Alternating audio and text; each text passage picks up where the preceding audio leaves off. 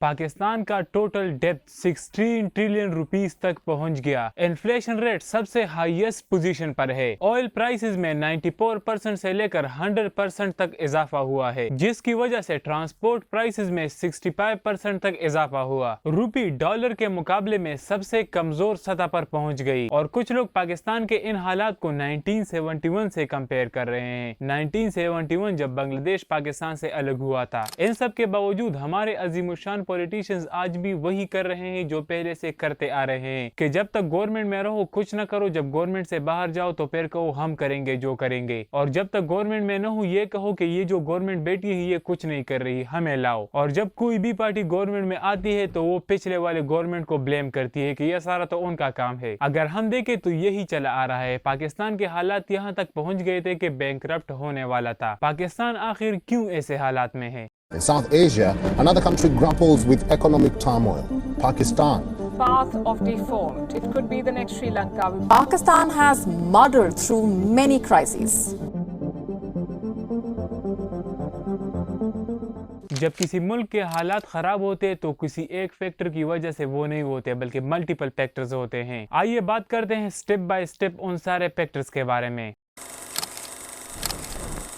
सादा अल्फाज में इन्फ्लेशन एक खास पीरियड ऑफ टाइम में प्राइस के बढ़ने को कहते हैं, खासकर एक साल की मुद्दत में। और ये कोई एक चीज की प्राइस नहीं होती बल्कि एक ब्रॉड मेजर होती है जिसमें मल्टीपल कैटेगरीज के सर्विसेज और गुड्स आते हैं, और इसके साथ साथ उस कंट्री का कॉस्ट ऑफ लिविंग भी शामिल होता है। लेकिन सोचने वाली बात यह है कि इन्फ्लेशन होती ही क्यों है? ये होती है डिमांड एंड सप्लाई में इम्बैलेंस की वजह से। जैसे कि सप्लाई कम हो जाती है और डिमांड ज्यादा हो जाता है, या सप्लाई ज्यादा हो जाती है और डिमांड कम हो जाता है। जब सर्विसेज और गुड्स के प्राइसेस बढ़ जाते हैं तो फिर उसके साथ करेंसी की वैल्यू कम हो जाती है, जिससे आप वो चीज नहीं खरीद सकते जो आप पहले खरीद सकते थे। मतलब आपके पास पैसे वही होंगे लेकिन आप वो चीज नहीं खरीद सकते जो आप पहले खरीद सकते थे। मिसाल के तौर पर अगर एक साल पहले आप एक चीज 1000 रुपए पर लेते तो आज आपको वो 1200 या 1300 की मिलेगी।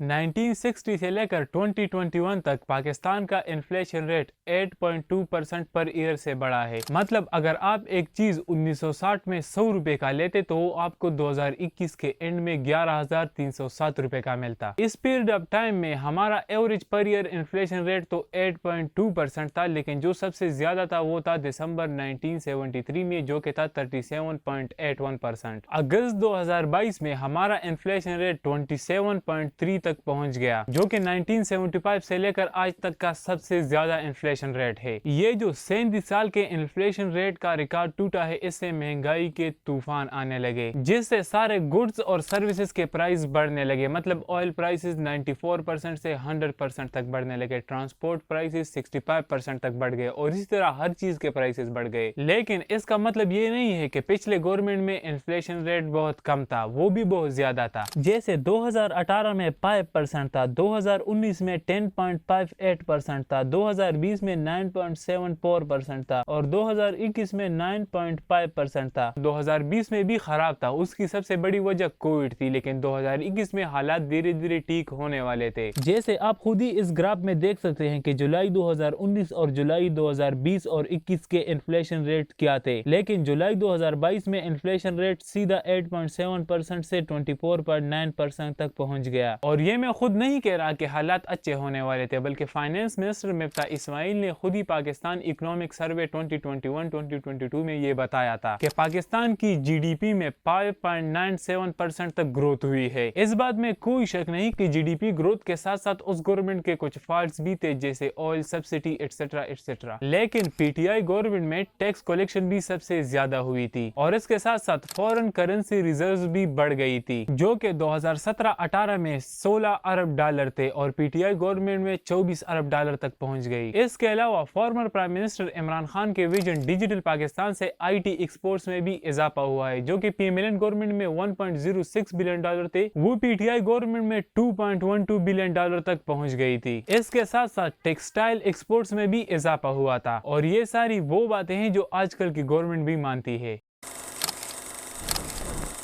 रिसेंटली पाकिस्तान की टोटल डेप्थ 16 ट्रिलियन रुपीस तक पहुंच गई है। डेप्थ वापस करना तो दूर की बात है, बजट का 1/3 हिस्सा सिर्फ इंटरेस्ट पर ही लग जाता है। ये सारा डेप्थ किसी एक बंदे या किसी एक गवर्नमेंट का काम नहीं है, बल्कि हर किसी ने अपने खिदमात सर अंजाम दिए हैं। स्टेट बैंक ऑफ पाकिस्तान के मुताबिक पिछले फिस्कल ईयर में 9.3 ट्रिलियन रुपीस का इजाफा हुआ है डेप्थ में। Former prime minister Imran Khan ने कर्ज कम करने का वादा किया था, लेकिन अपने 3.5 साल के टर्म में तकरीबन 19 ट्रिलियन रुपीस का कर्ज लिया है। पाकिस्तान की तारीख में सबसे ज्यादा लोन इमरान खान गवर्नमेंट में लिया था, जो कि 52 बिलियन डॉलर था, और उसने रिपे 36 बिलियन डॉलर किया था। उससे पहले नवाज गवर्नमेंट ने 49 बिलियन डॉलर का कर्ज लिया था और रिपे 27 बिलियन डॉलर का किया था। इसके बाद पीपीपी गवर्नमेंट ने 25 अरब डॉलर लिया था और 14 अरब डॉलर वापस किया था। और इसके साथ साथ जनरल मुशर्रफ ने 17.5 अरब डॉलर लिया था और 14.6 अरब डॉलर रिपे किया था। सबसे ज्यादा लोन लेने वाले मुल्कों में हम 7 नंबर पर है और पिछले कुछ सालों में इन परसेंटेज से इजाफा हुआ है लोन में। मार्च 2022 में हमारा टोटल डेप्थ 54 ट्रिलियन डॉलर तक पहुंच गया था, जो कि हमारी जीडीपी का 80% है। इस सारे डेप्थ में 28 बिलियन डॉलर डोमेस्टिक लोन है और इसके साथ साथ 24 बिलियन डॉलर एक्सटर्नल डेप्थ या एक्सटर्नल लोन है। अब अगर हम बात करें एक्सटर्नल डेप्थ की और डोमेस्टिक डेप्थ की, तो इसमें इतना फर्क नहीं है। एक्सटर्नल डेप्थ वो होता है जो किसी बाहर के लेंडर, गवर्नमेंट, बैंक या किसी फाइनेंशियल इंस्टीट्यूट से ली गई हो, और इसी तरह डोमेस्टिक डेप्थ वो होता है जो मुल्क के अंदर किसी बैंक या किसी लेंडर से ली गई हो। लेकिन लोन एक्सटर्नल हो या डोमेस्टिक, लोन तो लोन है, और हम जिन हालात से गुजर रहे हैं उनमें इन लोन का भी एक बड़ा हाथ है। आप इस बात को माने या न माने, लेकिन हर किसी ने पाकिस्तान का बेड़ा गर्क किया है। हाँ, किसी ने कम किया है, किसी ने ज्यादा किया है। हर गवर्नमेंट जब आती है तो पिछले गवर्नमेंट पर ब्लेम लगाती है कि ये सारा तो उसका काम है, और जो गवर्नमेंट में नहीं होते वो ये कहते हैं कि हमें लाओ और फिर देखो कि क्या होता है, मतलब हम सब कुछ ठीक कर लेंगे। अगर हम पाकिस्तान की पॉलिटिकल हिस्ट्री देख ले, बस यही चलता आ रहा है। न किसी को ये फिक्र है कि लोन या डेप्थ इतना बढ़ रहा है, इसको रिपे करना भी अब नामुमकिन है। इसके अलावा न किसी को ये फिक्र है कि हमारा इंपोर्ट इतना ज्यादा है और एक्सपोर्ट कम है, एक्सपोर्ट को कैसे ज्यादा किया जाए। अभी कुछ वक्त पहले फ्लड आया था, लेकिन इसमें कोई नई बात नहीं है, ये आता रहा है और इसके लिए कोई मैनेजमेंट नहीं है। इन सब चीजों के अलावा एलीट क्लास के बगैर तो किसी के पास बेसिक नेसेसिटीज भी मौजूद नहीं है। अक्सर लोग पाकिस्तान को इंडिया से कंपेयर करते हैं। इंडिया तो छोड़ो, बांग्लादेश के साथ कंपेयर करो जो हमसे अलग हुआ है। उनकी जीडीपी 400 बिलियन डॉलर है और हमारी 300 बिलियन डॉलर, और वो एक ऐसा मुल्क है जिनकी पॉपुलेशन भी हमसे 8 करोड़ कम है। ये जो भी आजकल हालात है, इनके जिम्मेदार सिर्फ ऊपर बैठे लोग नहीं है, बल्कि अवाम भी है, क्योंकि अवाम को ये समझ नहीं है कि कौन गलत है कौन सही है। और जब तक अवाम में ये शऊर नहीं आएगा कि कौन सही है कौन गलत है, हालात इसी तरह ही चलते रहेंगे। ये और भी बदतर से बदतर होते जाएंगे।